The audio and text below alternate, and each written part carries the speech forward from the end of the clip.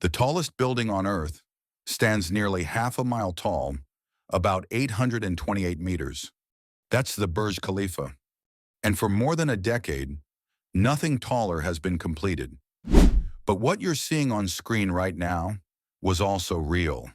Not science fiction, not a movie concept.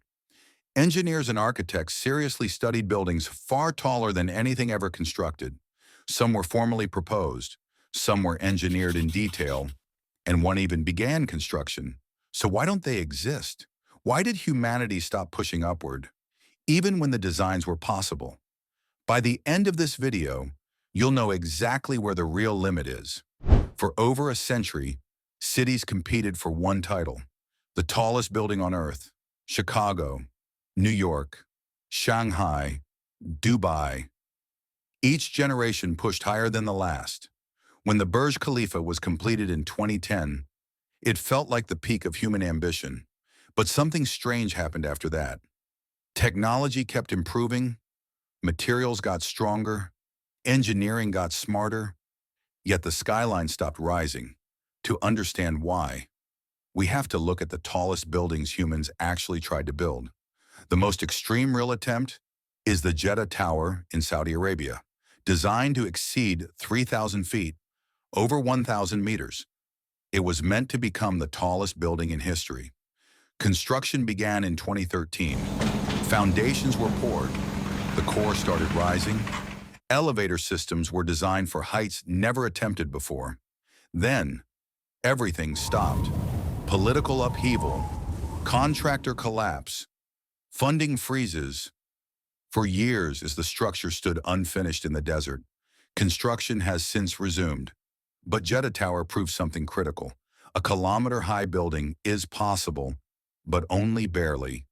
Now, let's go back, way back. In 1956, architect Frank Lloyd Wright proposed something even more extreme: a 1-mile-high skyscraper called the Illinois. That's 1 full mile into the sky, about 1,600 meters, designed before computers, before spaceflight, before modern skyscrapers even existed. It would have included 528 floors, parking for 15,000 cars, and ultra-high-speed elevators based on advanced power concepts. It was never built. But here's the important part. The structural tripod system Wright designed later became the foundation for how modern megatall towers stay stable in the wind. The dream failed financially, not structurally. Before we look at the next, and probably most insane project, if you enjoy this kind of content, hit subscribe to get more. Now we reach the upper limit.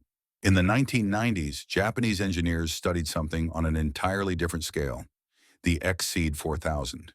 This wasn't a skyscraper. It was a man-made mountain, more than 2.5 miles tall, around 4,000 meters, designed to house up to 1 million people inside a single structure. Its shape resembled Mount Fuji because anything narrower would collapse under wind stress. Why was it never built? Cost: estimated at roughly $1 trillion. At this scale, engineering stopped being the problem. Reality became the obstacle. Dubai explored a similar idea: a single structure designed to function as an entire city. Homes, offices, schools, not just tall, but fully urban. Technically possible, economically disastrous.